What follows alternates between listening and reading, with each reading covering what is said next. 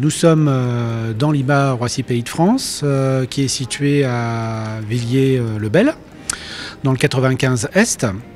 Nous avons déployé un ensemble d'ateliers démonstratifs pour la semaine de l'automobile, au travers de la mécanique, la carrosserie et la peinture, avec des ateliers spécifiques pour démontrer les différentes qualifications qui sont nécessaires aujourd'hui à acquérir et les différents niveaux de diplôme que l'on peut atteindre dans notre établissement. Les journées portes ouvertes apportent beaucoup par rapport aux jeunes qui hésitent, parce que comme vous pouvez voir, ils ne restent pas que dans les couloirs. Ils peuvent venir avec nous en atelier. On peut leur montrer comment marche par exemple la valise diagnostique, comment on lève une voiture, tout ça. Donc ils voient quand même le principe de la mécanique et de l'atelier. Ils rentrent tout de suite dans la formation et voient comment ça se passe. Et c'est ça qui peut leur permettre de faire leur choix plus tard. Comme chaque année pour les semaines de l'automobile, nous créons une thématique.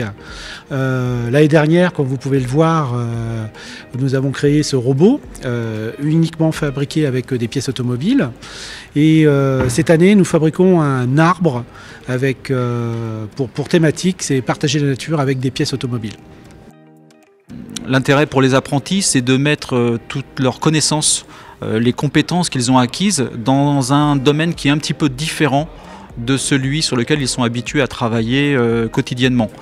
Le métier de la réparation, de la peinture est un métier qui est plutôt fermé, on se plie à des contraintes, des normes, il y a concrètement très peu de liberté dans le métier et ça permet de laisser un libre cours à leur créativité. Là, pour le coup, on aura simplement donné la consigne principale, c'était un arbre avec des éléments métalliques et des pièces de carrosserie.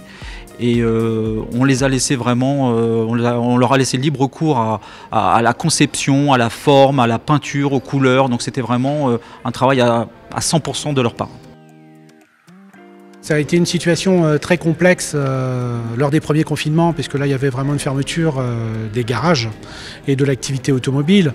Maintenant elle est quand même reprise et elle est fonctionnelle. Nous avons, la plupart des garages fonctionnent dans l'accueil du public avec les normes sanitaires et nos jeunes donc sont bien aussi, je veux dire, en situation de travail dans les différentes entreprises qu'ils occupent aujourd'hui dans la formation.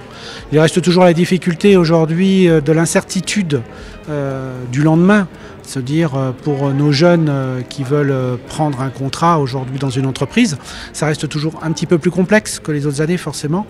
Néanmoins, il y a de la demande. Je pense que les entreprises sont quand même bien ouvertes et l'activité est vraiment maintenue.